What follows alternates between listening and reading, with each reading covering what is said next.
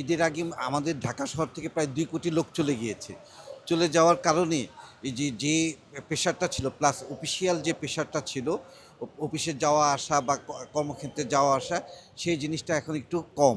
যার কারণে এই মেট্রো রেলে এই এই জ্যামটা দেখা যাচ্ছে না।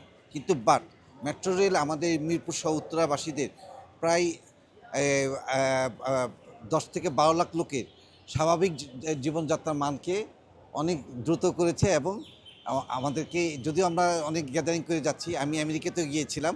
আমেরিকাতে হলো মেট্রো রেলে চলেছি, ওখানে লাঠি দিয়ে ভিতরে ঢুকাই দেওয়া হতো। সেই তুলনায় আমাদের যে জ্যামটা, এটা অনেক ভালো। মানে আমাদের লোকজন অনেক ভালো, অনেক সুশৃঙ্খল, যদিও কথাবার্তা চিল্লাচিল্লি হয়, কিন্তু আমেরিকা চাইতে আমাদেরটা ভালো আমার লেগেছে। I think so. বাসের থেকে মেট্রো রেল আসলে মানুষ হলো, এই মেট্রো রেলের ভাড়াটা কিছুটা বেশি, তুলনামূলক অন্যান্য দেশের থেকেও বেশি।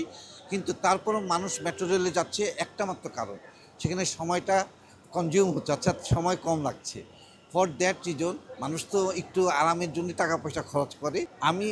আমি যেমন এখান থেকে যাই হলো ১৫ মিনিটে। আমি যদি ১৫ মিনিটে দাঁড়ায়ও থাকি, তাও আমার মনে হয় যে হ্যাঁ, আমি খুব কমফোর্টভাবেই যাচ্ছি, যেহেতু এসিটা আছে, সব দিক দিয়ে আছে, আমি দ্রুত চলে যেতে পারছি। বাসের মধ্যে আমি যদি যাই, এই শ্যামলী থেকে বা অন্য কোথাও, আমার এখানে লাগে ১.৫ থেকে ২ ঘন্টা। এবং বাসের যে পরিবেশটা, আশেপাশের যে পরিবেশটা, সেটা আমাকে অনেক বেশি কষ্ট দেয়। ঈদের আগে তো মানে বেশি চাপ ছিল, মানে উঠা নামা অসুবিধা হতো। এখন মোটামুটি একটু স্বাচ্ছন্দ্যভাবে যাওয়া যায়। অনেক সময় বাঁচে, মেট্রো রেলে অনেক সময় বাঁচে। আমরা আগারগাঁয়ে আসছিলাম, এখন আমরা পল্লবীতে যাব। এখানে ১০ মিনিটের মতন, এরকম না, ১০ মিনিটের মতন লাগে না, এই রকমের সময়। টাইম তো দেখা হয় না, মনে হয় ১০ মিনিট। আর যদি আমরা ইয়াতে গাড়িতে যাই কিংবা সিএনজিতে যাই, বেশ সময় লাগে, আধা ঘন্টা ১.৫ ঘন্টার মতন সময় লাগে। ঈদের পরে তো অনেক স্বস্তি। ঈদের পরে তো এই যে আগে যাইতাম, মনে করেন যে অনেক বেশি জায়গায় পাওয়া যেত না, এখন একটু মোটামুটি কম।